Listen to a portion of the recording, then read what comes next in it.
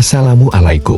Masih di bagian Perang Salib pertama, pengepungan Tripoli, pendudukan, dan berdirinya kerajaan Kristen di Baitul Maqdis. Pasukan salib bergerak dari benteng Al-Aqrat menuju kota Arakoh, yang masuk ke dalam wilayah Tripoli bagian utara. Seluruh kawasan Tripoli sendiri masih termasuk wilayah Bani Ammar. Pendiri dinasti ini adalah Abu Thalib Amin Daulah Hasan. Dia adalah seorang qadhi di Tripoli yang menganut aliran Syiah Itsna Asyariyah.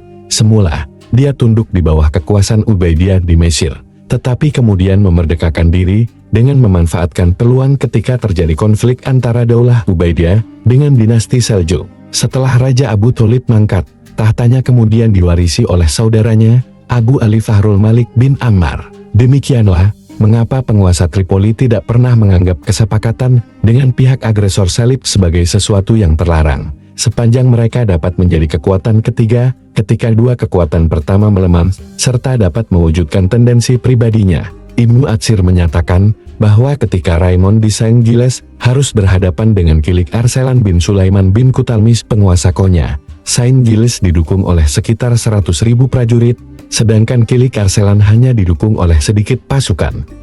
Kedua pasukan itu bertempur, dan ternyata pasukan Frank berhasil dikalahkan. Banyak di antara mereka yang menjadi korban. Banyak pula prajurit yang tertawan. Setelah perang usai, Kilik Arselan meninggalkan medan perang dengan membawa begitu banyak harta rampasan dan kemenangan gemilang yang dia sendiri tidak pernah menduganya. Sementara itu, Raymond di Saint Gilles pulang membawa kekalahan bersama 300 sisa prajuritnya. Ketika pasukan salib sampai di Syam, penguasa Tripoli, Fahrul Malik bin Ammar mengirimkan surat kepada Emir Yahis, wakil Janahudlaulah atas kota Hims, dan kepada Dukak bin Tutus. Isi suratnya menyerukan agar mereka segera menyerang Raymond di Saint Gilles yang masih belum pergi jauh. Mendapat seruan itu, Emir Yahis segera berangkat.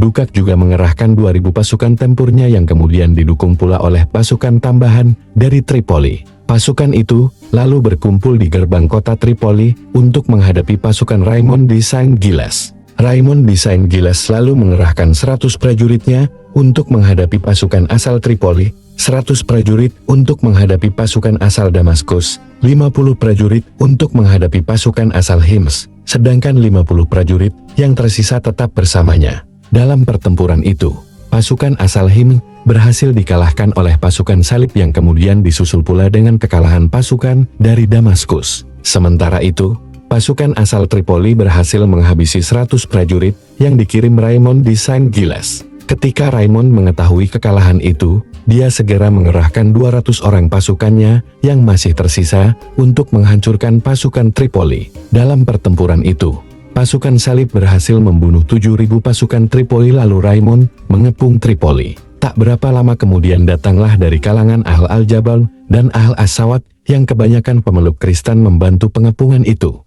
Mereka juga mengobarkan peperangan yang lebih dahsyat dari sebelumnya. Dalam pertempuran itu, jumlah pasukan Frank yang tewas mencapai 300 orang. Setelah mendapatkan perbekalan dan kuda tunggangan, Raymond bergerak ke arah kota Antarsus yang masih berada di bawah kekuasaan Tripoli. Raymond mengepung dan menaklukkan kota itu dengan membunuh penduduk muslim yang tinggal di sana. Raymond lalu bergerak ke arah benteng Tuban yang terletak di dekat Ravania. Panglima yang menyongsong serangan Raymond di benteng itu bernama Ibnu Arid. Ibnu Arid bertempur menghadapi pasukan Raymond, dibantu oleh semua pasukan yang tinggal di dalam benteng Tuban. Selesai pertempuran, Ibnu Arid berhasil menawan salah seorang kesatria utama Raymond.